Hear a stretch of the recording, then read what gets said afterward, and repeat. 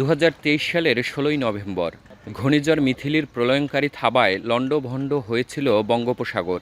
সেই ঝড়ের কবলে পড়ে এফবি এলাহি ভরসা নামের একটি ট্রলারসহ নিখোঁজ হন বরগুনার 17 জেলে।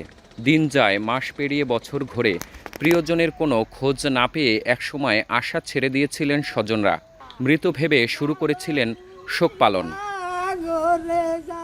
দীর্ঘ 2 বছর 3 মাস পর হঠাৎই এলো সেই কাঙ্ক্ষিত সুসংবাদ।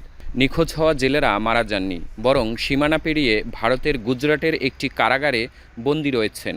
স্বজনদের দাবি, তাদের যেন দ্রুত ফিরিয়ে আনার ব্যবস্থা করে সরকার।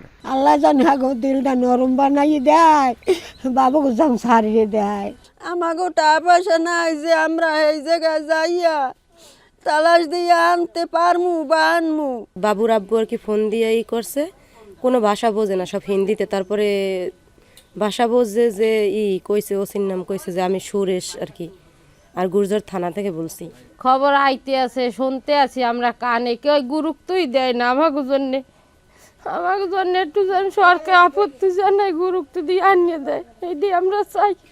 তবে এখন পর্যন্ত নিখোঁজ জেলেদের স্বজনরা কেউই বরগুনা মৎস্য দপ্তরে অভিযোগ করেনি। তারা নিয়ম অনুযায়ী আবেদন করলে কূটনীতিক প্রক্রিয়ার মাধ্যমে দ্রুতই তাদের দেশে ফিরিয়ে আনার চেষ্টা করবেন বলে জানান এই মৎস্য কর্মকর্তা।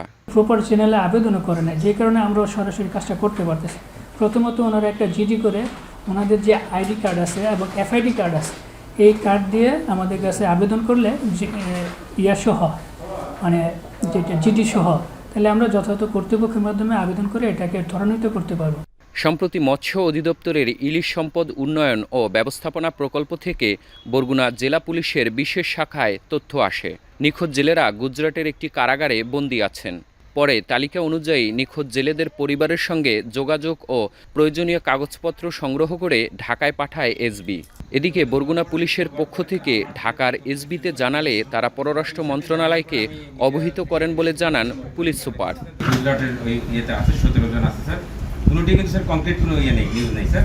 তারপর আমি এসবিকে যখন জানালাম স্যার, এসবি হেডকোয়ার্টার্সে যখন জানালাম, ওনারা স্যার ওনাদের ফরম্যাটে এটা ফর্ম মিস্টেকে জানিয়েছে। বিষয়টি অবগত আছেন জানিয়ে পররাষ্ট্র উপদেষ্টা তৌহিদ হোসেন বলেন, জেলেরা যেন দ্রুত দেশে ফিরতে পারেন তার জন্য সর্বাত্মক সহযোগিতা করবে পররাষ্ট্র মন্ত্রণালয়। আমাদের দেশেও ব্যুরোক্রেটিক ব্যবস্থা আছে, ও দেশেও ব্যুরোক্রেটিক ব্যবস্থা আছে। অনেক সময় এই ফাইলের মধ্যে আটকে যায়, আচ্ছা ঠিক আছে দেখবো না, তারপরে দেখা গেল যে 1 বছর কোনো খবর নাই, এরকম হয়। সম্ভবত এই তথ্যটা আমি সম্প্রতি জানতে পেরেছি এবং নির্দেশনা দেওয়া হয়েছে যেন সমাধান করা হয় তাড়াতাড়ি। ইলিশের মৌসুম মানেই উপকূলে নিম্নচাপ আর ঘূর্ণিঝড়ের আতঙ্ক।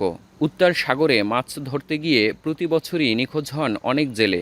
উপার্জনের একমাত্র মানুষটিকে হারিয়ে একদিকে প্রিয়জনের ফেরার আকুল প্রতীক্ষা, আর অন্যদিকে দারিদ্র্যের কষাঘাতে বিপন্ন হয়ে পড়ে উপকূলের শত শত জেলে পরিবার। সূচনা কোণ, এখন বরগুনা। 72 ঘন্টা ময়েশ্চার লক সমৃদ্ধ লিলি বডি ওয়াশ, শিয়া বাটারের গুডনেস স্কিন রিপেয়ার করে রাখে সফট ও গ্লোয়িং।